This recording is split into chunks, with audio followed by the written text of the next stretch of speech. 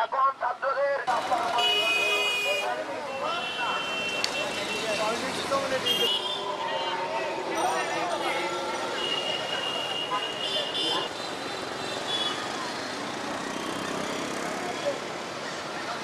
যে ময়লা আবর্জনা পরিষ্কার করার যে ব্যাপারটা ছিল, কারণ এই কয়েকদিন টানা আন্দোলন হয়েছিল, আমাদের ছাত্র সমাজ সমাবেশ মিছিল হয়েছিল, আর রাস্তাঘাট অনেক বেশি নোংরা হয়েছিল।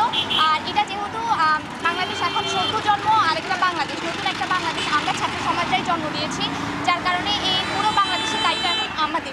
মাইজিদে এবং চৌরাস্তাতে আমরা ট্রাফিকের কাজ করতেছি, এরপরে অনেক ভাঙচুর হয়েছে, অনেক দলের অনেক নেতাকর্মীরা বা বিশৃঙ্খল মানুষরা ভাঙচুর করেছে। আমরা ছাত্ররা তাদেরকে সেভ করতে চাচ্ছি। অ্যান্ড হচ্ছে যে আমরা এবং কি সনাতন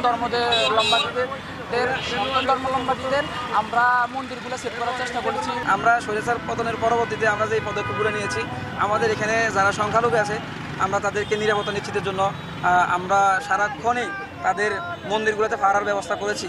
আমাদের অপরিচ্ছন্ন শহরকে আমরা পরিচ্ছন্ন করার জন্য আমরা ব্যবস্থা নিয়েছি। এমনকি আমাদের ছাত্র সমাজ যারা আছে নিজ দায়িত্বে খেয়ে না খেয়ে তারা দিনরাত পরিশ্রম করেই তারা কাজ করে যাচ্ছে, এমনকি আমাদের শহরকে পরিচ্ছন্ন করেছে।